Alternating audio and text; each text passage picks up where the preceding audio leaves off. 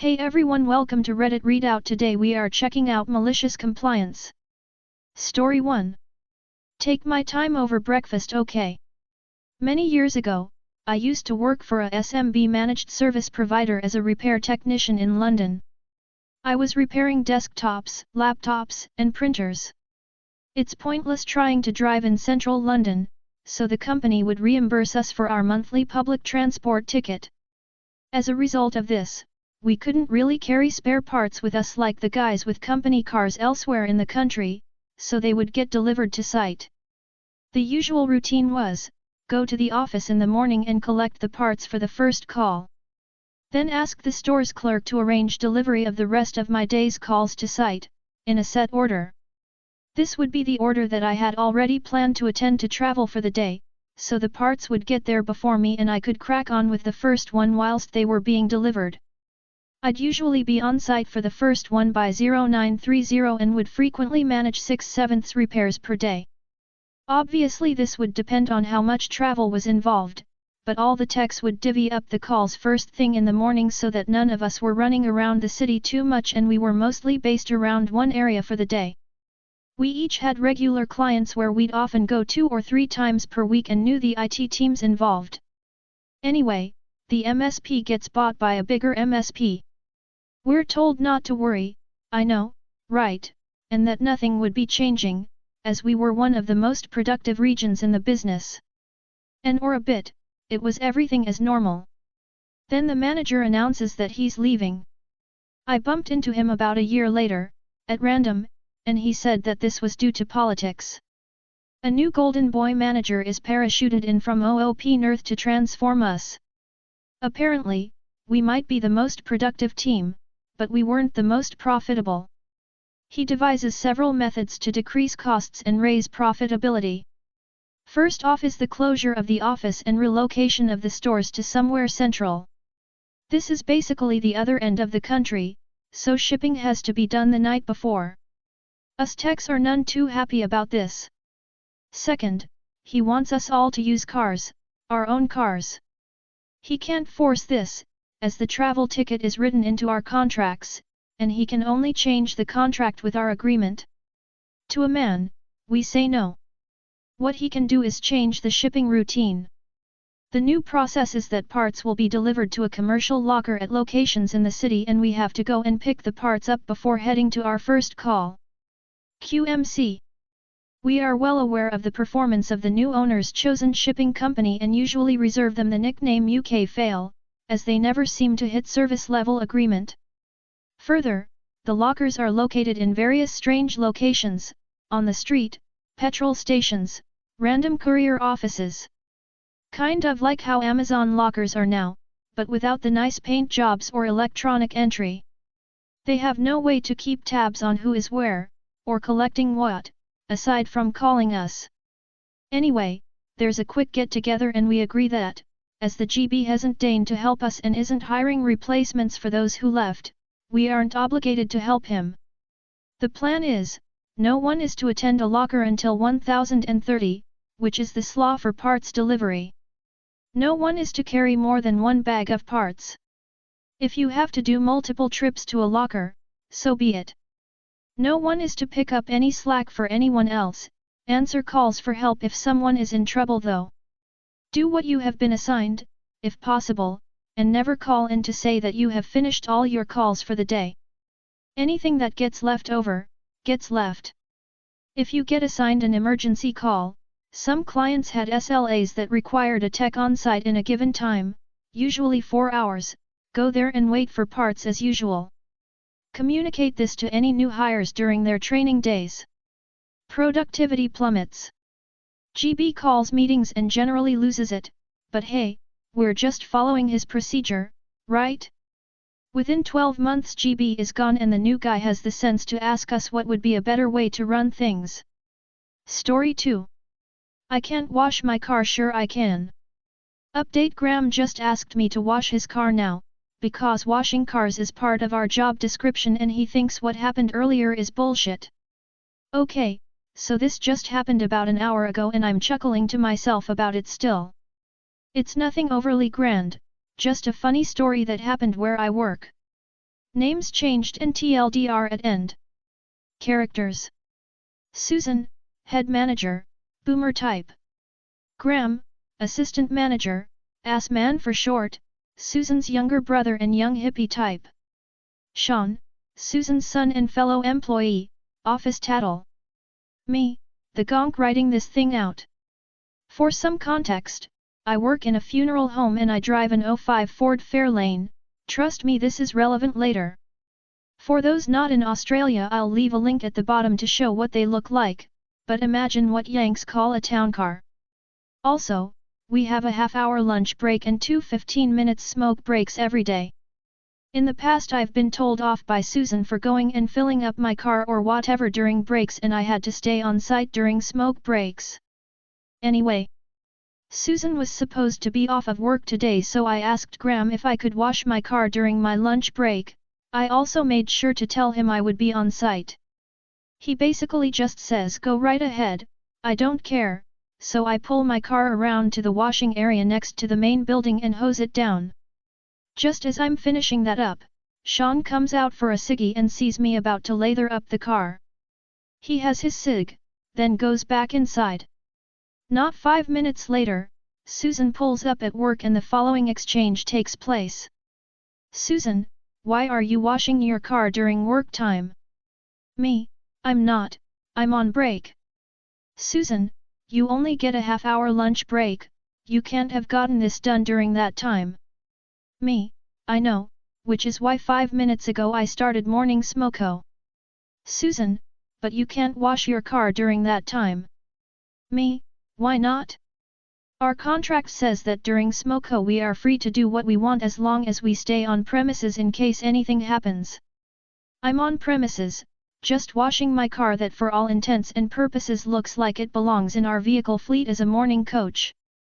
Besides, is this a worse waste of time than Sean taking 5 minutes every half an hour to have a smoke and drop his butts everywhere?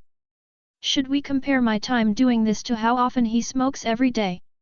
At this, Susan harumphed and walked away muttering to herself. I guarantee nothing will come to this as she knows I'm right about her son. In the past I've been told I can't do certain things while on my breaks, so I made sure that I was covered this time. I didn't know that Susan would come in, but the confrontation just made it glorious. Like I said, nothing earth-shattering, just a funny way I put a micromanaging boss in their place. TLDR, manager says I can't wash my car during work time, remind her that I have government-mandated free time I am using instead.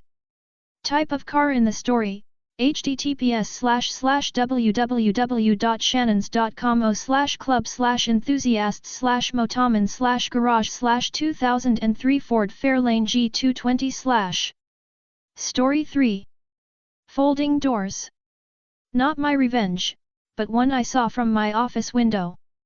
I work in an office in an industrial estate. There are various types of companies around us, trucking, cement, roofing etc. Consequently, there are a lot of trucks traveling on the streets at any given time. Important to note, our office is on a roundabout, and there are short, low concrete barriers dividing the approaches off and on the roundabout, so limited width. On the day in question, a B-double, truck plus 2 trailers, pulls up nearly at the barrier, no parking area, no space, opens his door and hops out of the truck. He goes around to the other side and then hops back into his cab. Leaving his truck door open, he then proceeds to do some paperwork. Another truck from the same company pulls up close, and shouts at driver 1 to close his door so driver 2 can get past. Driver 1 is being a prat, and refuses. Says go around me. Driver 2 does so. Because of the concrete barrier, there is very limited space, so driver 2 accidentally catches driver 1's truck door and folds the whole thing backwards. There's a bit of noise, the door caused a little bit of damage to the canvas sides of truck 2, but the door of truck 1 was wrecked. Driver 2 went on his merry way. Driver 1 finally managed to pull his door mostly closed, was still about 4 inches open, and drove very slowly away, we assumed to go back to the depot. Sadly, we never heard the outcome, but can only imagine driver 1 trying to explain it to management. The instant karma was a thing of beauty. Story 4. Percy and the Beast. A tale as old as time. A rule as clear as muluyuyuyuyud. Can I bring a purse? Can it get much worse? Point made with a thud. But I digress. This tale is of a good friend of my wife's. We'll call her Jen. She, like my wife, is a football mom who attends JV football games at various high schools throughout the blisteringly hot Arizona sun. She attends every game. She knows the security guards for the most part, mainly because her son is one of 3 children she's brought through the football system at our high school, we'll call Chula Vista. She attends one of the games at Percy High, home of the Fighting Pumas or whatever. The atmosphere is as crisp and vibrant as the soon-to-be setting sun floating ominously above the field. The announcer, who loves his metaphors almost as much as his similes. It was actually fun to listen to, because it just kept getting more ridiculously funny.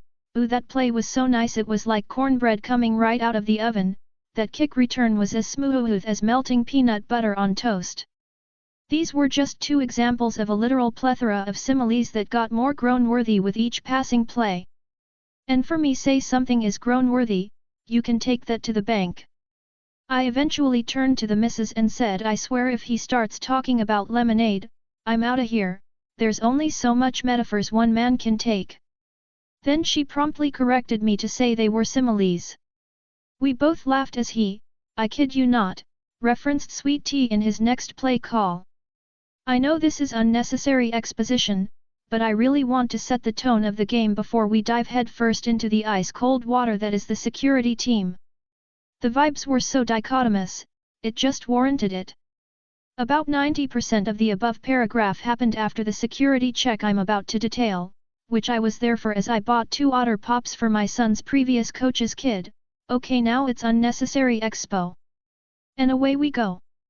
As Jen approaches security with her purse in hand, about 1 simile in, 1 go-getter does the one-handed stiff arm move, a la Barry Sanders, to motion her to stop while saying ma'am. Ma'am. Ma-am. She was very abrasive, like unnecessarily abrasive. Like I was at the concession stand getting some treats for some of my son's fans and didn't even realize Jen was at the game until I looked over to see who was about to get tossed, that abrasive. The security gal was acting as if Jen wasn't complying with her request she just made 4 seconds ago. Everyone is looking now, and Jen sheepishly inches over to Lady Loudmouth to see what the deal is. Before she could say anything, LLM goes clear bag, clear bag. You can only bring in items in a clear bag. She was so mean about it. I later came to find out that this was like the 6th person in a row she had to turn away, but in that moment anyone passing by or just entering was like, what in the actual funk? She then continued by saying, oh, and you can't bring SSSSNACKS, as if Jen was smuggling contraband, pointing to her gallon Ziploc bag of granola bars and juice boxes. Jen was looking perplexed, and she was about to say something weird. I was hoping I was going to hear something profane, but alas, it was not to be, but then went, look at this guy right here, pointing to me, and just realizing it was me. Oh my god, Rick, hey. Oh anyway, look at this guy's pockets, he could literally fit my big OL purse in his pockets, but he walks right through, right? No metal detector? What are you guys even doing? You can search my bag? Go ahead. LLM retorts, ma'am, I'm not here to search bags, I'm here to tell you everything has to be in a clear bag. Enter malicious compliance. Jen gets out of line, about 12 feet back, and 6 feet closer to me, then does the most ingenious thing I've ever seen. She motions for me to come over and she goes, Rick, hold out your arms for a second, while she empties her Ziploc bag into my hands, takes the granola bars, puts them in her purse, and then puts her entire purse in the Ziploc bag, zipping it up. Friggin' awesome! She walks back up to security. She genuinely wanted to go down the same security lady's, LLM, side, but so many people came up that she wound up going to the security guard on the other side. She holds up her Ziploc bag with a purse in it and gets right through, as security guy 2 says, "Welp, never seen that before, but have fun," with a smile on his face almost as big as Jen's. MUE, more unnecessary exposition for those sports fans out there, we lost 33-3. I'll say what I always say, on the wrong side of a blowout, the game was a lot closer than the score indicates. I mean it. That's all for today. Please don't forget to like and subscribe.